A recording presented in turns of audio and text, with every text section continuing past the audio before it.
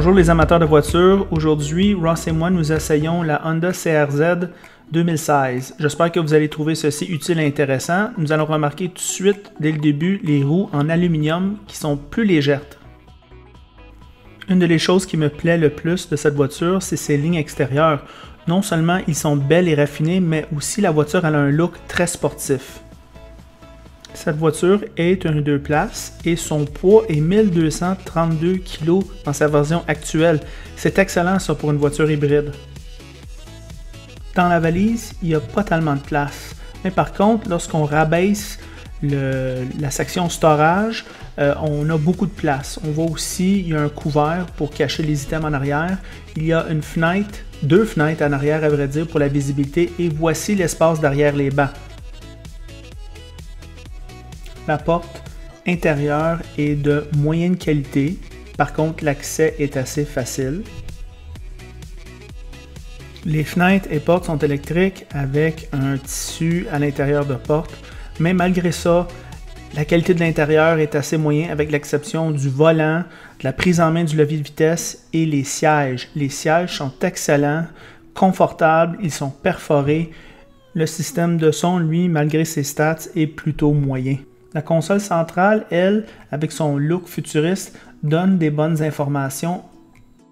Ce moteur fait 130 chevaux et 140 livres de couple, 127 livres de couple avec la CVT.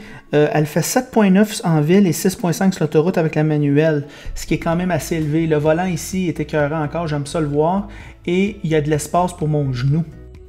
La console centrale, elle est compliquée sans un bouton de volume et Ross adore le système d'affichage d'angle mort. Voici nos pensées sur la route. Alors Ross, qu'est-ce que tu en penses de cette voiture? Bien évidemment, le côté silhouette extérieure, je pense que c'est tout à fait réussi de la part d'Honda. Ça là-dessus, ça attire l'attention de bien des automobilistes quand on voit ce petit véhicule-là. Côté aménagement intérieur, surprenamment spacieux pour une voiture de cette classe-là, avec un 2. On rappelle, c'est un 2 places ici. Fait que le coffre est quand même assez grand.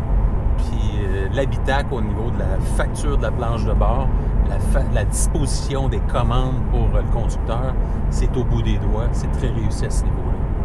On ne peut pas passer sous silence la transmission, qui est superbe, digne de toutes les Honda à ce niveau-là. Transmission manuelle qui fait un travail irréprochable. Moteur mécanique, on sent que c'est la fiabilité Honda à son meilleur. Encore là. Fait que pas de problème de ce niveau. Qu'est-ce que tu n'aimes pas à propos de la voiture, Ross? Bien évidemment, pour ceux qui aiment la performance, vont être déçus. Parce que ce moteur-là a une vocation sportive, un petit 2 portes. Qui nous rappelle les Honda CRX SI des fins des années 80, début 90. Voiture qui était très sportive. Puis c'est pas le cas avec la CR-Z. On a voulu faire un compromis, ce qui fait que ceux qui aiment la performance vont être déçus. Ceux qui vont rechercher de l'économie de carburant parce que c'est un véhicule hybride vont être déçus également parce que c'est pas nécessairement aussi économe qu'on s'attendrait de ce véhicule.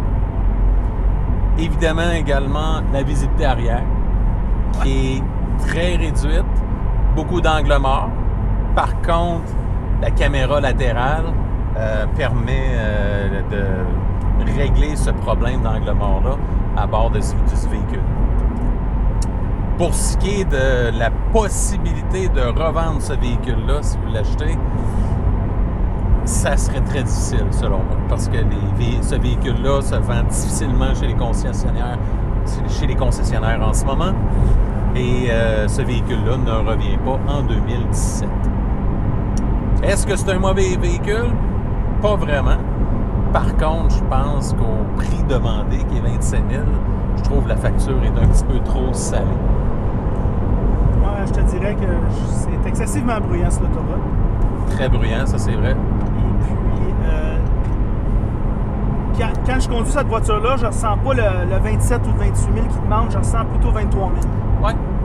Oui, plus début 20 000. Puis il faut rappeler qu'à 27 000 ben, vous avez une Honda Civic Touring, tout équipé, technologie 2016-2017, 1.5 litres turbo, qui va vous permettre d'atteindre des économies de carburant meilleur que cet hybride 2 places-là dans une berline pour 5 occupants.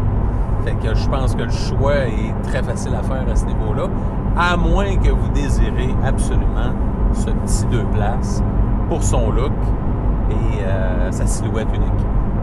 Et ça, c'était nos impressions sur la Honda CR-Z.